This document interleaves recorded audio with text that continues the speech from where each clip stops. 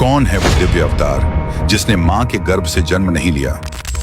ना मेरा जन्म ना गर्भ बसेरा, बालक हो दिखलाया। वेदों ने किसे कबीरदेव कहा है कि आखिर पूर्ण परमेश्वर की क्या पहचान है, वो कैसी लीला करता है और वो लीलाएं किसने की?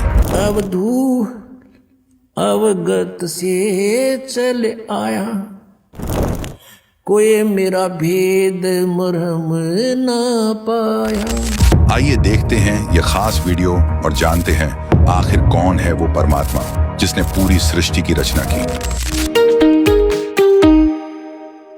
सतयुग, त्रेता युग, द्वापर युग और अब कल युग के कालचक्र में हर युग में कहे गए अवतारों के किस्से, चमत्कारों की कहानियां। लेकिन क्या कभी किसी ने सुना है किसी ऐसे दिव्य अवतार के बारे में जिसने मां की कोख से जन्म ही नहीं लिया हो, जिसका शरीर न मांस से बना हो, न रक्त की धाराओं से, बल्कि बना हो केवल प्रकाश और नूरी तत्वों से? क्यों हमसे छिपा रहा पूर्ण परमात्मा का असली पहचान? वेद जिसका कर रहे हैं गुणगान, हजारों वर्षों तक क्यों नहीं समझ पाए हम वेद? आज खुलेंगे सारे भेद, सारी उलझी गुत्थियों को सुलझाएंगे तत्वदर्शी संत के तत्व ज्ञान की रोशनी से। आज अज्ञान का अंधेरा मिटाएंगे। दर्शकों, सर्व सृष्टि के रचयिता का गुणगान करते हुए वेदों ने उस परमेश्वर की महिमा में कहा है कि वो परमात्मा माता के गर्भ से जन्म नहीं लेता, उसका शरीर नाड़ियों और रक्त से नहीं बना है। वेद दे रहे हैं प्रमाण। किस अवतार ने कुंवारी गऊ का दूध किया पान?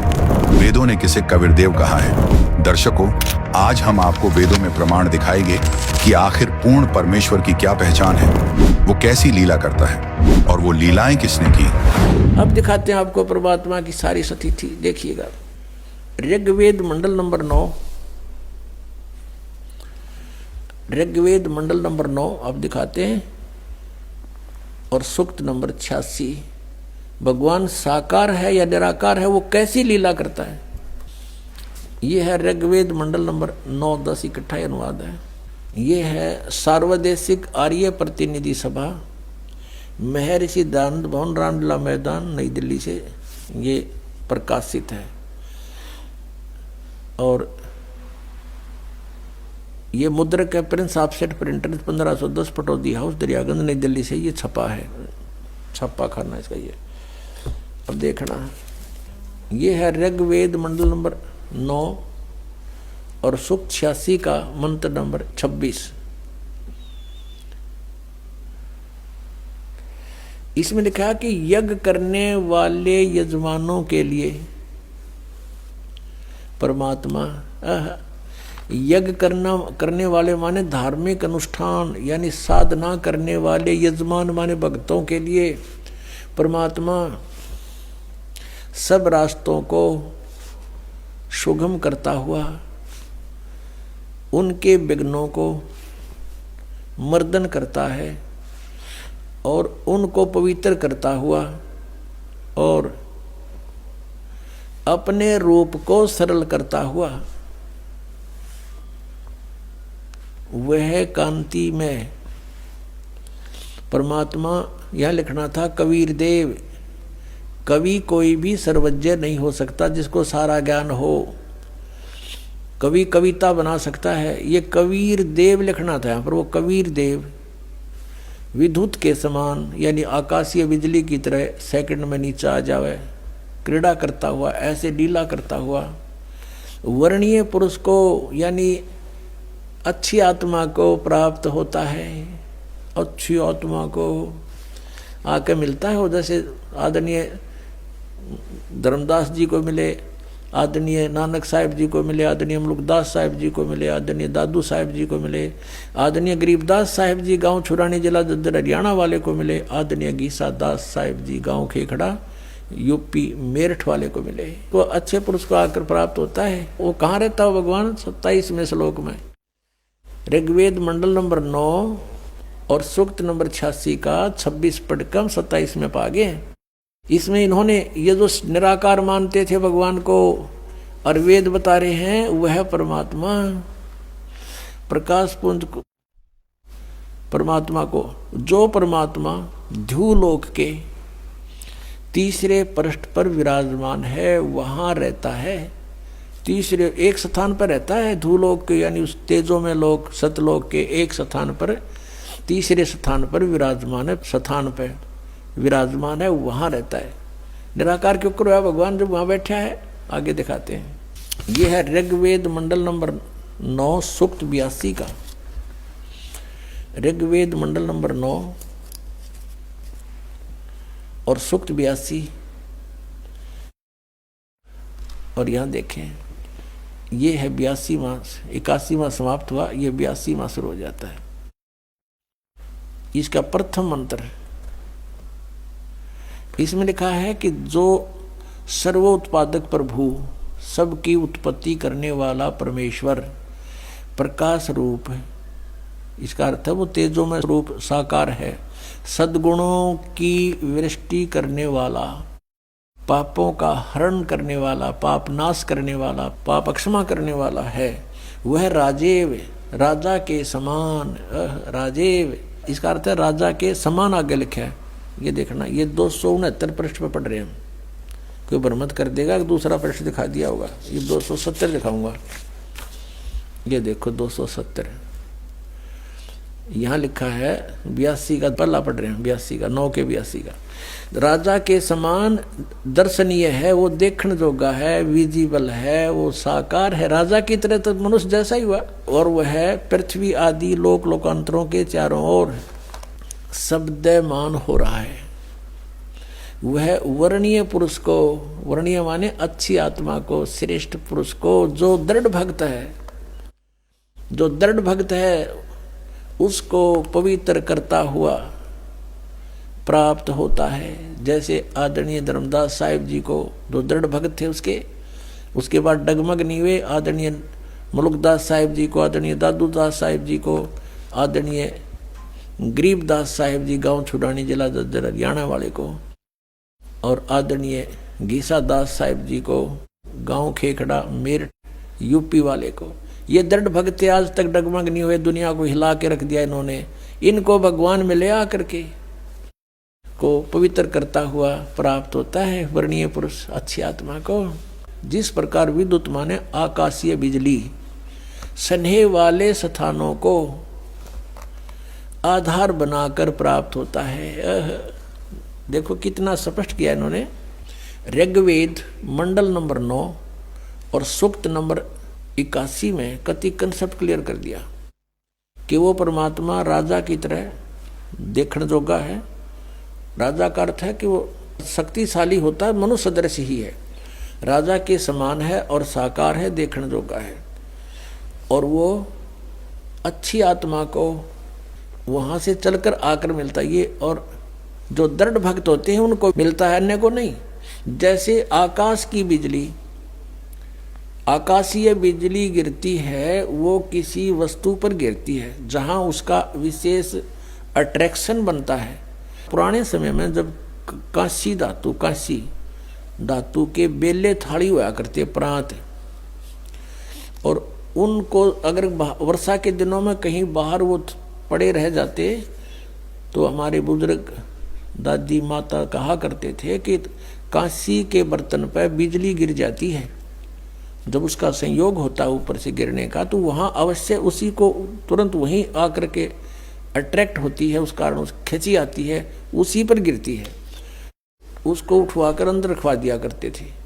तो कहने का भाव ये है कि परमात्मा उस बिजली की तरह, जैसे वो अपने विशेष जिस पर वो आकर्षण होता वहीं गिरती है, ऐसी स्थिति से परमात्मा उन दृढ़ भक्तों को आकर मिलता है जो मिलन योग्य हों, जिनको वो उनसे आकर्षित होता है, ताकि ये मेरी आगे बढ़ा सके, इस ज्ञान को, काल के जाल को हटा सके, मेरे प्यारी आत्माओं तक ये संदेश पहुंचा सके।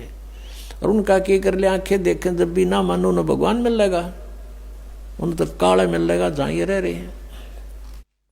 अब 9वें मंडल सूक्त 82 का मंत्र 1 पढ़ लिया, अब 2 दिखाते हैं। देखिएगा ऋग्वेद मंडल नंबर 9 सूक्त 82 का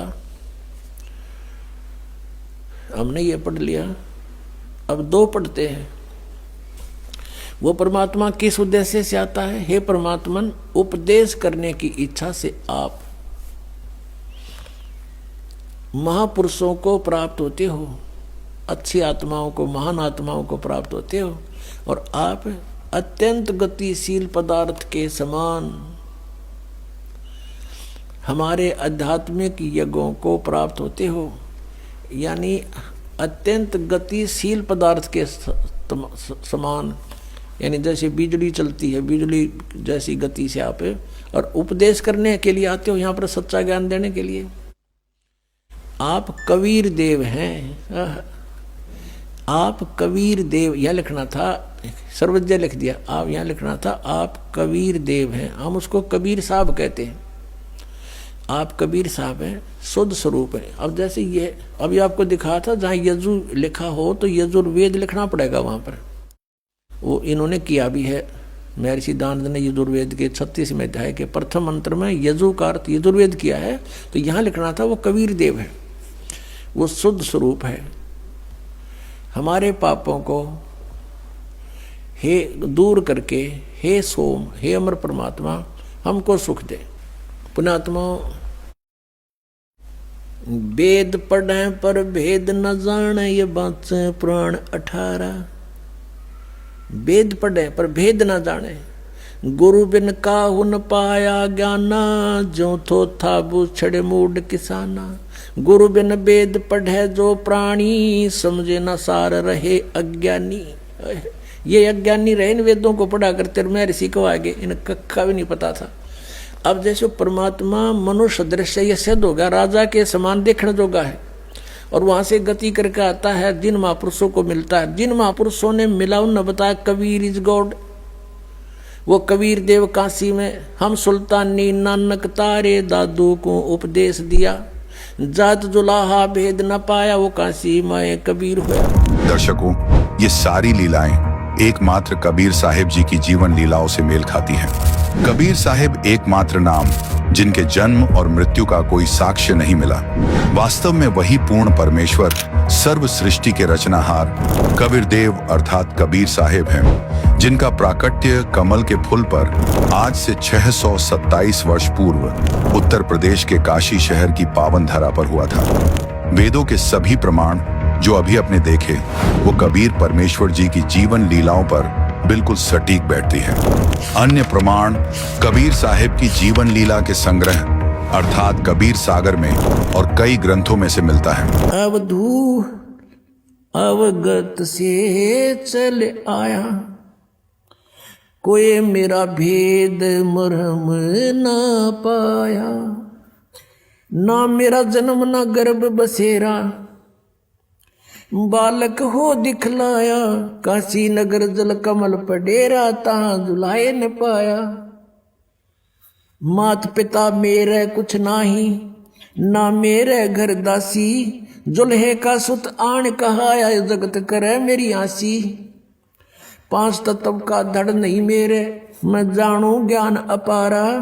सतस्वरूपी नाम साहिब का ओहे नाम हमारा। अदर दीप गगन गुफा में तानिज वस्तु सारा। तेरा ज्योत स्वरूपी अलख निरंजन, धरता ध्यान हमारा। हाड चाम लहू ना मेरे, कोई जाने सतनाम उपासी। तारण तरण अभय पद दाता, मैं हूँ कबीर अविनाशी।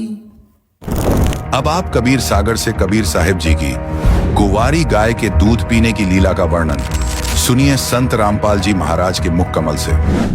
कोई कह छल ईश्वर है, कोई किन्नर कहलावे। कोई कहे गण ईस कहा, जो जो मात रिसाए।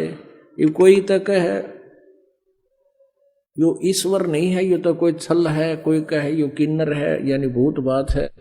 3 बातों से वो बड़ी दुखी होती है नीमा। फिर कहते हैं खलक मुलक देखण गया, राजा प्रजा रीत। जम्बू दीप जहान में ये उतरे शब्द अतीत। दुनी कहे ये देव है, और ऊपर से देवता कहते हैं। देव कहे ये ईश है, ईश कहे ये पूर्ण ब्रह्म है, पूर्ण विश्वे बीश। अब कहते हैं ये देवता तो कहते हैं ये भगवान है, और ऊपर के भगवान जो कह रहे हैं वो कि तो भाई पूर्ण ब्रह्म है, अपनी अपनी अटकड़ लगा रहे हैं।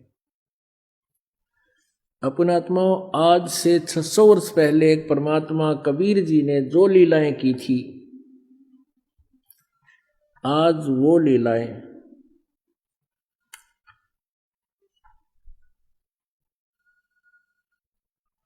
उन्हीं के सदग्रंथ में उपलब्ध हैं। पहले वो दिखाती है थोड़ी सी।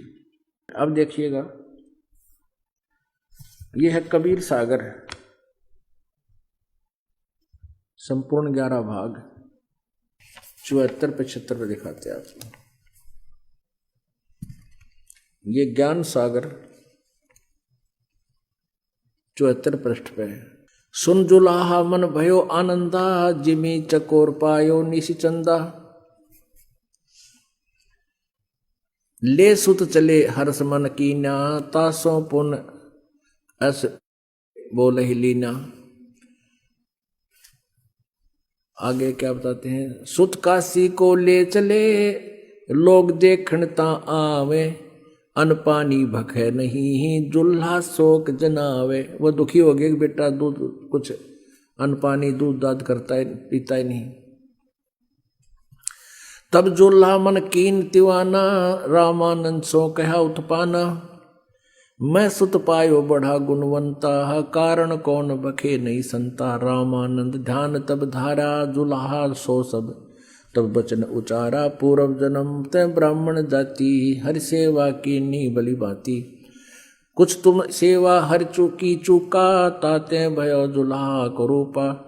प्रीति प्रभु गही तोर लीना, ताते उद्यान में सुत तो ही दीना। अब रामानंद को जैसा ज्ञान था वैसा उसका समाधान कर रहा है नीरू का।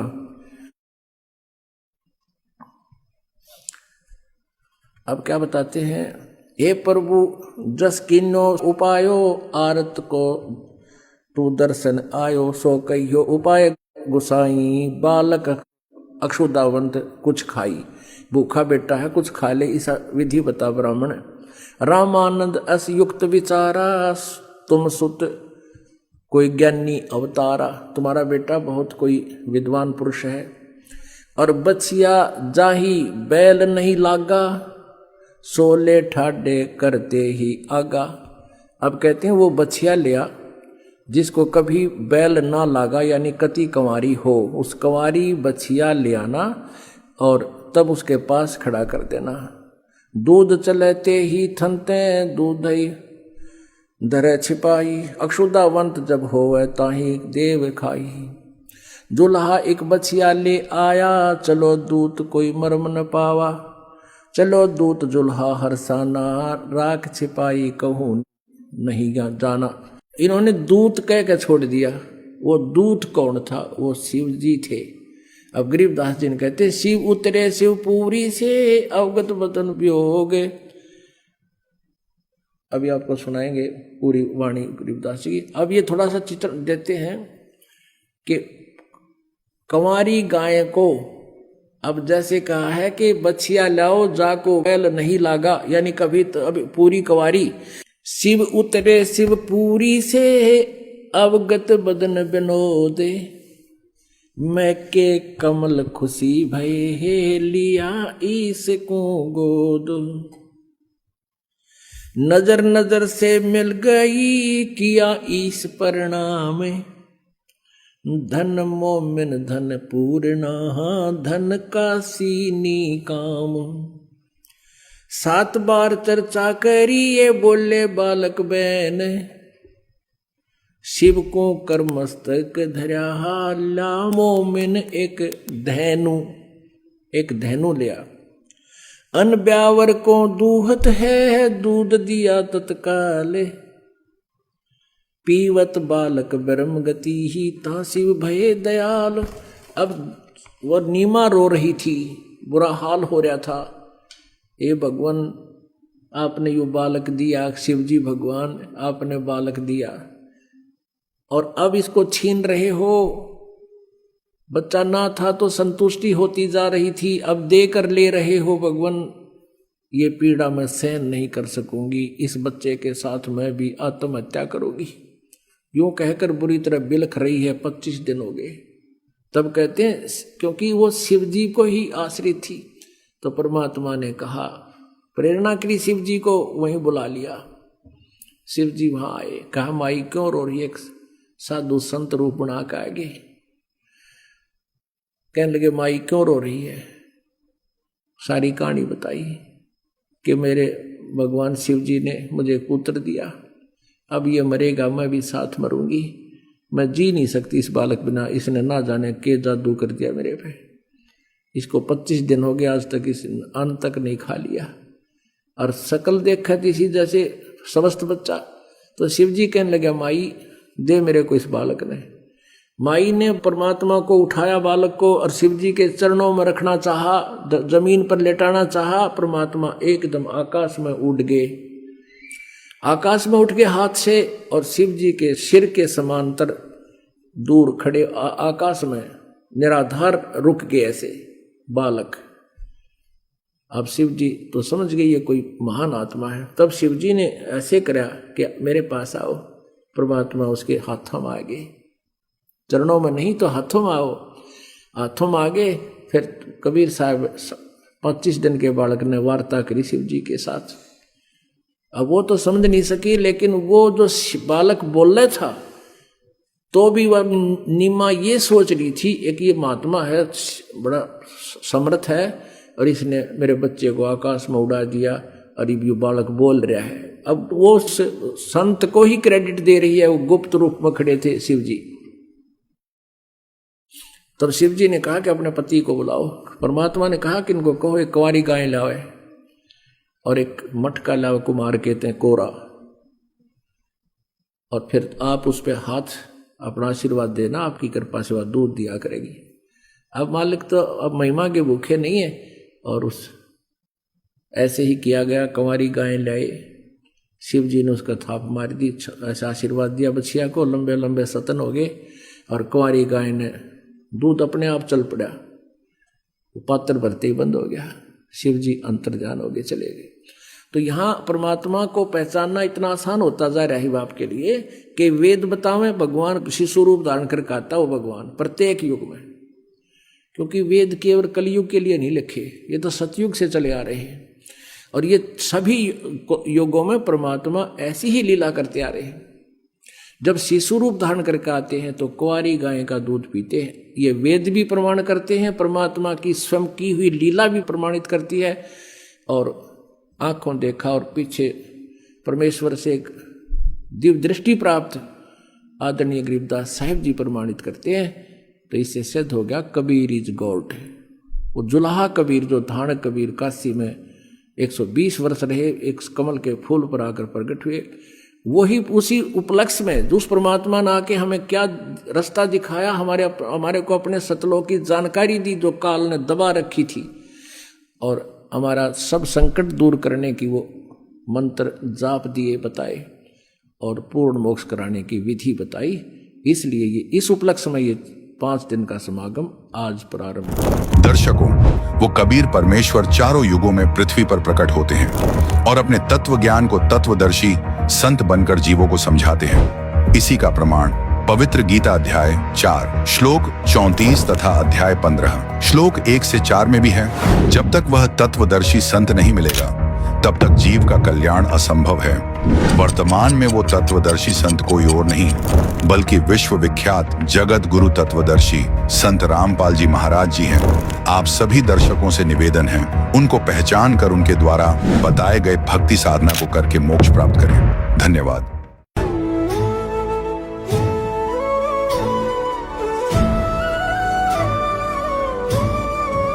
संकट मोचन कष्ट हरण हो, मंगल करण कबीर के आगे शरण तेरी।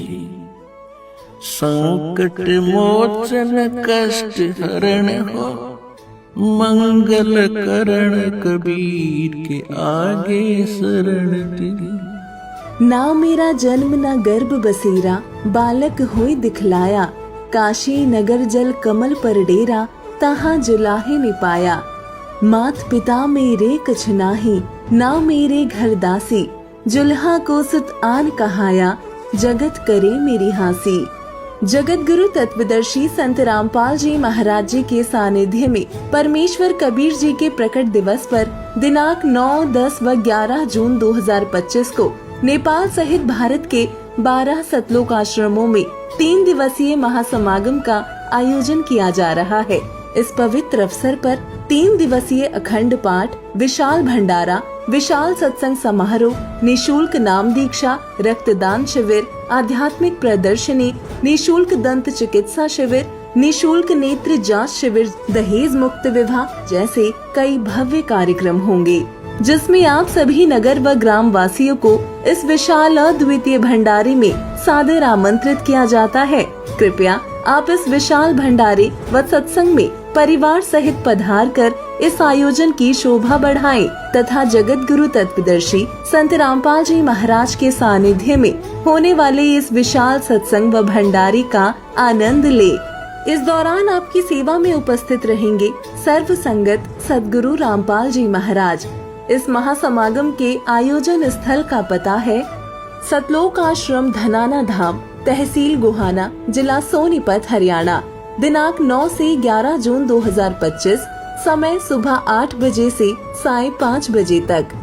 आप कबीर परमेश्वर प्रकट दिवस पर होने वाले इस महासमागम का सीधा प्रसारण YouTube चैनल संत रामपाल जी महाराज और Facebook पेज स्पिरिचुअल लीडर संत रामपाल जी महाराज पर भी देख सकते हैं।